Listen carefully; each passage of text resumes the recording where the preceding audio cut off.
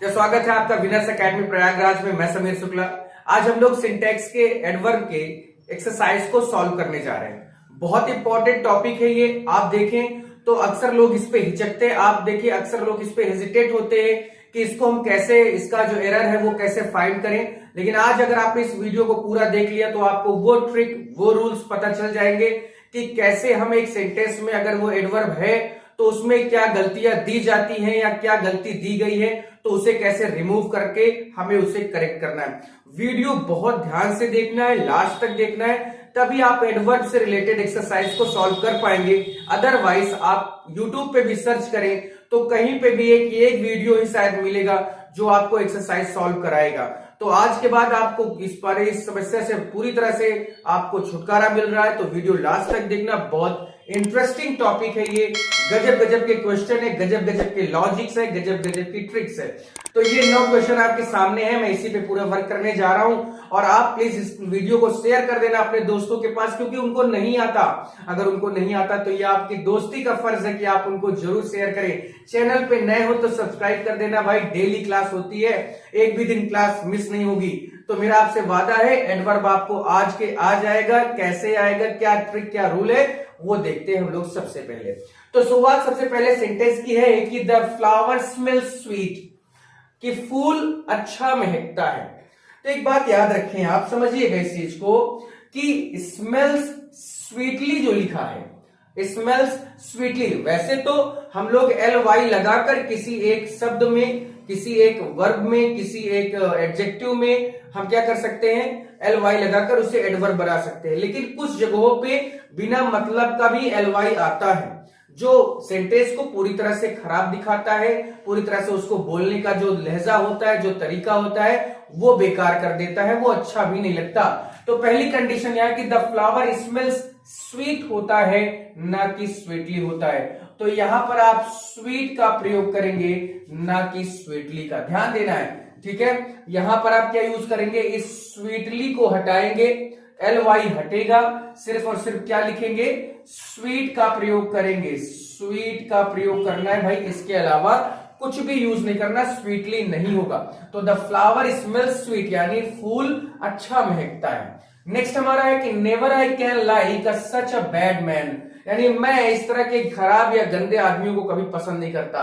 तो सबसे बड़ी बात आप जानिए, ये जो नेवर है ये कभी सब्जेक्ट के बाद नहीं आता है, ये कभी भी सब्जेक्ट के बाद नहीं आता, ये हमेशा अपने वर्ब से पहले आता है। अपने वर्ब देखिए, कैन हमारा हेल्पिंग वर्ब है, जबकि लाइक हमारा मेन वर्ब है। कैन क्या है, हेल्पिंग वर्ब है, लाइक हमारा मेन वर्ब है।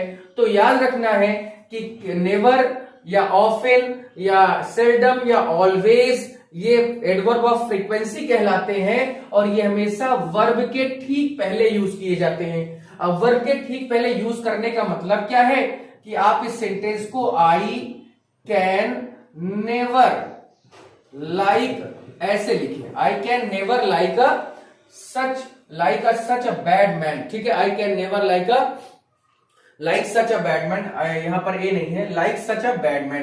तो लाइक के पहले ही, यानी वर्ब के पहले ही एडवर्ब ऑफ फ्रीक्वेंसी का प्रयोग किया जाता है। नेक्स्ट हमारा he has gone to home, बहुत गजब का सेंटेंस ये भी है, he has gone to home. अब आप यहां पे एक चीज देखेंगे कि एक बात याद रखना है भाई कभी भी, कि होम के पहले ये टू शब्द का प्रयोग नहीं होता। एक बात समझना है, क्या है ये, होम के पहले टू का प्रयोग होता ही क्यों नहीं होता है। अक्सर हम लोग बोलते हैं he is going to home, he has gone to home, वो गलत बोलते हैं, स्पोकन में गलत होता है। स्पोकन में सही माना जाता है, he is going to home, he has gone to home, spoken में ये चीज सही मानी जाती है, लेकिन रिटन में ये चीज गलत मानी जाती है। इस चीज को आज आप पूरी तरह से अपने माइंड में इसको कंसंट्रेट कर ले, भर ले, रख लें कि होम के पहले टू का प्रयोग नहीं होता। अब यहां पर क्यों नहीं होता ये मैं आपको बताता हूं। He has gone to home, वो घर गया। अब देखिए, अगर वो अपने घर गया है तो इसका ये मतलब कंफर्म नहीं होता कि वो घर में ही गया, वो अपने घर की ओर भी तो जा सकता है। यानी जहां पर कंफर्मेशन नहीं होती है वहां पर उस होम से पहले टू का प्रयोग नहीं करते। अब क्योंकि वो घर गया है या घर नहीं गया, वो घर की ओर गया है, इस कारण से यहां पर हम टू का प्रयोग ना करके क्या लिखेंगे, गॉन होम का प्रयोग करेंगे, गॉन टू होम का प्रयोग नहीं करेंगे। ये लॉजिक है, ये ट्रिक है, ये रूल है, आप इसको जाने। नेक्स्ट हमारा Govind comes to school late often. अब देखिए लेट और ऑफन, ऑफन क्या है? एडवर्ब ऑफ फ्रीक्वेंसी है। मैंने बताया कि एडवर्ब ऑफ फ्रीक्वेंसी है और एडवर्ब ऑफ फ्रीक्वेंसी हमेशा अपने वर्ब के ठीक पहले आती है।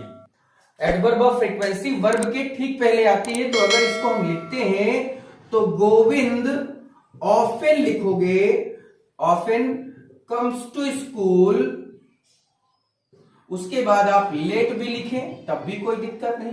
तो ये है आपका वर्ड, यानी जो एडवर्ब ऑफ फ्रीक्वेंसी में बारंबारता जो होती है, फ्रीक्वेंसी को क्या कहते हैं? बारंबारता यानी रिपीटेशन। ऑफन हो गया यानी अक्सर, सेल्डम यानी कभी कभार, ऑलवेज माने हमेशा, नेवर माने कभी नहीं। उसी तरह से ये वर्ड आते हैं तो ट्वाइस, थ्राइस, है ना, ये सब वर्ड जो है ना, ये सब एडवर्ब ऑफ फ्रीक्वेंसी होते हैं। तो एडवर्ब ऑफ फ्रीक्वेंसी हमेशा अपने वर्ब के पहले आता है। अब देखिए चौथा नंबर तो मैं यहां भूल गया था, खैर इसको देख लिया हमने। चौथा देखते कि the dog rain very fastly. एक बात याद रख लीजिए कि कभी भी इसको पॉइंट कर लीजिए कि कभी भी हार्ड के साथ एलवाई और फास्ट के साथ एलवाई का प्रयोग नहीं करते हैं। हार्ड और फास्ट अपने आप में ही एक एडवर्ब होते हैं, इस वजह से इनके साथ एलवाई लगाकर हम इन्हें अगर एलवाई लगाते हैं तो ये गलत करते हैं। इनके साथ कभी भी एलवाई नहीं लगता। फास्टली बोलने में अच्छा लगता है लेकिन फास्टली वर्ड होता नहीं है, ये आप याद रखें। हार्डली बोलने में अच्छा लगता है लेकिन हार्डली वर्ड एडवर्ब नहीं होता, फास्टली एडवर्ब नहीं होता। हार्ड और फास्ट दोनों ऑलरेडी एक एडवर्ब ही होते हैं। तो यहां पर फास्टली की जगह क्या कर दें आप? फास्ट का प्रयोग कर दे। फास्टली की जगह क्या हो जाएगा? फास्ट का प्रयोग हो जाएगा। कुत्ता तेज दौड़ता है, वो समझ में आया, ठीक है। तेजी से दौड़ता है तो स्लोली होता है। स्लो में एलवाई लगकर उसे एडवर्ब बनाया जाता है, लेकिन फास्ट में एलवाई लगाकर उसे फास्टली नहीं बनाते। जस्ट वो फास्ट ऑलरेडी एक एडवर्ब का ही काम कर रहा होता है, इसमें आपको परेशान होने की जरूरत नहीं। नेक्स्ट है ही मच वॉज प्लीज्ड। प्लीज्ड हमारा क्या है? एक हमारा एडजेक्टिव है। प्लीज हमारा एक तरह से एक वर्ब है। प्लीज मीन्स होता है क्या? खुश होना। तो एक बात याद रखना है हमें कि ही मच वॉज प्लीज्ड या ही वॉज मच प्लीज्ड। तो भैया ये जो मच है, ये हमेशा कैसे होगा? अपने जो वर्ब होते हैं उसके पहले ही तो आता है। या इसको आप ऐसे भी कर सकते हैं, कि ये जो प्लीज्ड है ये आपका पास्ट पार्टिसिपल है। प्लीज जो आपका पास्ट पार्टिसिपल है, और क्योंकि पास्ट पार्टिसिपल के लिए हम लोग मच का प्रयोग ना करके वेरी का प्रयोग करते हैं। प्लीज आपको पास्ट पार्टिसिपल पता ही होगा, जानते होंगे, है ना। तो पास्ट पार्टिसिपल के लिए क्या करना है? हमें इस तरह से थोड़ा ध्यान देना है कि he was very much pleased. ये भी कर सकते हैं कि इसको आप ऐसे कर सकते हैं कि ही वॉज, ठीक है। और क्योंकि पास्ट पार्टिसिपल की विशेषता बताने के लिए हम लोग मच का प्रयोग नहीं करते, वेरी का प्रयोग करते हैं। तो he was very pleased. Pleased क्या है? एक पास्ट पार्टिसिपल है, ये थोड़ा आपको ध्यान देना है। अगर आपने वीडियो नहीं देखा पास्ट पार्टिसिपल का तो डिस्क्रिप्शन में लिंक है, वहां पर जाइए और उसको देखिए, ठीक है। या यहां पर आप ये भी कर सकते हैं, मच का भी प्रयोग कर सकते हैं, लेकिन कंडीशन के अकॉर्डिंग। तो दोनों ही अपनी अपनी कंडीशन के हिसाब से आते हैं। ही वॉज मच प्लीज्ड ज्यादा अच्छा है, ही वॉज वेरी प्लीज्ड भी ठीक है, इसको गलत नहीं कोई कह सकता, ये भी सही हो सकता है। नेक्स्ट है he frequently is late. Frequently is late, यहां पर तो बहुत अलग ही हो गया, है ना। ये तो एकदम अलग हो गया। तो इसको बनाए कैसे? फ्रीक्वेंटली देर की विशेषता बता रहा है ना, कि वो हमेशा या अक्सर या बार बार लेट करता है। तो आप इसको ऐसे बनाए, वो लेट की विशेषता बता रहा है तो ही इज लेट, और फिर उसके बाद लिखें आप ही इज लेट, उसके बाद आप लिखें फ्रीक्वेंटली, या ही इज लेट भी लिख सकते हैं, फ्रीक्वेंटली नहीं लिखेंगे तब भी ये आपको क्लियर हो जाएगा। नेक्स्ट है he was too glad to accept my invitation. अब देखिए टू का प्रयोग कहां होता है? जब कोई चीज आवश्यकता से अधिक हो जाए। मोर देन इनफ के सेंस में हम लोग TOO का यूज करते हैं, जबकि कोई अच्छा सेंस होता है। देखिए टू और वेरी दोनों का मतलब बहुत होता है। तो टू का प्रयोग हमेशा गुड सेंस बैड सेंस के लिए करते हैं, जबकि वेरी का यूज हमेशा गुड सेंस के लिए करते हैं।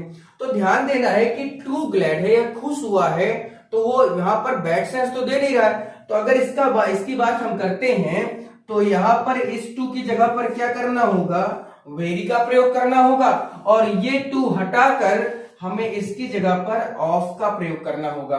तो कैसे बनेगा कि he was very glad of, और ऑफ लगाने के बाद आपको यहां पर एक्सेप्ट की जगह पर एक्सेप्टिंग करना होगा, एक्सेप्टिंग, ठीक है, एक्सेप्टिंग, यानी एक्सेप्ट की जगह पर क्या करेंगे, एक्सेप्टिंग करेंगे, accepting my investigation, sorry invitation. I am tired a little, ये 9वां नंबर मैं आपके लिए छोड़ रहा हूं। I am tired a little बहुत आसान है, टायर्ड अ लिटिल कैसे हो सकता है, यानी इसको थोड़ा सा आप इसका जवाब जरूर दें। तो I am tired a little ये क्या होना चाहिए, इसका जवाब आप कमेंट सेक्शन में जरूर दें। मैं डेली आपको देता हूं इसीलिए कि आप अपने थोड़ा नॉलेज को भी चेक करते रहें। तो इसका जवाब आप जरूर देंगे, मुझे पूरा भरोसा है, विश्वास, और शेयर भी अपने दोस्तों को जरूर करेंगे, क्योंकि अक्सर लड़के हमारे जो बच्चे जो भी हैं वो इसी एडवर्ब टॉपिक में फंसते हैं। तो वो एडवर्ब टॉपिक आज के बाद उन्हें फंसने का कोई चांस ही नहीं बनता। आपके सामने ये क्वेश्चन है, आप इसको बिल्कुल पूरी तरह से जरूर सॉल्व करें और इसका जवाब मुझे जरूर देंगे, ठीक है। आगे बढ़ा जाए हम लोग नेक्स्ट वीडियो की, नेक्स्ट सेंटेंस की ओर बढ़ते हैं अपने। नंबर 10 है no where you can find such a man, no where you can find such a man. तो देखिए नो वेयर क्या है, वो क्या है, ये आपका फाइंड वर्ब है और उसी के लिए नो वेयर आया है। तो ये बताए, आप खुद ही समझ सकते हैं कि know where you can find या you can find know where. आप इस चीज को आराम से समझें, know where you can find या you can find know where. तो एक बात याद रखना है कि know where, some where, any where हमेशा अपने वर्ब के बाद आते हैं, ये ध्यान देना है। No where, some where, any where हमेशा अपने वर्ब के बाद आते हैं। तो इसका मतलब है कि अगर इसको हम बनाना चाहें तो कैसे बनेगा कि you can find no where such a man, ये बनेगा इसका, ठीक है। Next, my brother is too better today. Better हमारा क्या है, एक एडजेक्टिव है। अब एडजेक्टिव के पहले कभी भी टू का प्रयोग नहीं होता, हमेशा मच का प्रयोग होता है। एडजेक्टिव के पहले हमेशा मच का प्रयोग होता है। मोर इंटेलिजेंट, मोर हैंडसम, मोर स्ट्रॉन्गर, ये सब वर्ड आते हैं ना, तो हमेशा याद रखना है कि मच का प्रयोग, ठीक है, एडजेक्टिव के पहले हमेशा मच का प्रयोग होता है। बस इसी तरह से आप समझते जाए, इसी तरह से याद रखिए, कोई दिक्कत नहीं। नेक्स्ट हमारा ही डिड वेल। तो एक बात याद रखिएगा कि वेल का प्रयोग हमेशा वर्ब के बाद होता है। तो वर्ब हमारा डिड है, जबकि वेल उससे पहले आया, और वेल क्या है हमारा, एडवर्ब ऑफ मैनर है, एडवर्ब ऑफ मैनर है। तो उसने अच्छा काम किया, तो इसको अगर हम बनाते हैं तो ही डिड वेल का प्रयोग होगा, ठीक है, ही डिड वेल का प्रयोग होगा। नेक्स्ट है माई सन इज टू हेल्दी, वो भी यहां पर क्लियर हो रहा है कि टू का प्रयोग हमेशा आवश्यकता से अधिक के लिए होता है। तो टू की जगह क्या करोगे, वेरी का प्रयोग करो कि माई सन इज वेरी हेल्दी। क्लियर हो गया, माई सन इज वेरी हेल्दी। नेक्स्ट है he helped me twice only. अब देखिए फिर से एक बार, ट्वाइस आया है, जो कि हमारा क्या है, एक एडवर्ब ऑफ फ्रीक्वेंसी है। बहुत आसानी से इसको आप समझ सकते हैं कि इसमें क्या होना चाहिए कि he helped me only twice, he helped me only twice, he helped me only twice, ठीक है, ये हो गया हमारा। he is very afraid of dark, he is very afraid of dark, he is very afraid of dark में की जगह पर वेरी की जगह पर क्या हो जाएगा, क्योंकि afraid हमारा क्या है, एक तरह से वर्ब भी है, एक तरह से एडजेक्टिव भी है। तो अगर हम इसको भाई यहाँ पर डार्क है हमारा वो हमारा मेन ऑब्जेक्ट है, इसकी विशेषता बताने के लिए अफ्रेड का प्रयोग है। तो अफ्रेड के पहले यहाँ पर क्या आना चाहिए, तो ही इज मच अफ्रेड हो जाएगा, he is much afraid of darkness, ठीक है। नेक्स्ट है he spoke, he enough spoke. तो याद रखना है कि एनफ हमारा क्या है, एक एडवर्ब ऑफ मैनर है एक तरह से देखा जाए, तो इसको जब बनाएंगे तो ही स्पोक एनफ, ये यानी एनफ का जो प्रयोग होता है वो हमेशा वर्ब के बाद होता है। आप इसको ऐसे समझें कि एनफ का प्रयोग हमेशा वर्ब के बाद होता है। जैसे जैसे एडजेक्टिव के पहले मच का प्रयोग होता है, विल का यूज हमेशा वर्ब के बाद होता है, उसी तरह से एनफ का प्रयोग हमेशा वर्ब के बाद होता है। ही लुक्स नेवर सैड, ये बहुत अच्छा सेंटेंस है। ही लुक्स नेवर सैड, तो यहां पर नेवर सैड क्या है? नेवर तो हमें ये आपका एडवर्ब ऑफ फ्रीक्वेंसी है, लुक आपका एक वर्ब है, तो एडवर्ब ऑफ फ्रीक्वेंसी वर्ब के पहले ही तो आता है। तो अगर इसको हम लोग बनाते हैं कि ही नेवर लुक्स सैड, ये बन जाएगा आपका। ठीक है, तो बहुत गजब का ये सेशन रहा, बहुत गजब की चीजें थी और आप देख रहे होंगे इस पे। और इसके बाद एक दो सेंटेंस है वो बहुत आसान है, इसको आप आराम से कर सकते हैं। ना आए तो आप कमेंट सेक्शन में उसको बताइए, व्हाट्सएप करिए, मैसेज करिए, कॉल करिए। Sameer Shukla will tell you everything what ever you want, कोई दिक्कत नहीं। और प्लीज अपने दोस्तों को जरूर शेयर कर देना। शेयर कर दिया है तो thank you very much and thanks for watching our video. Please share it, and if you are new into my channel then subscribe. Thank you.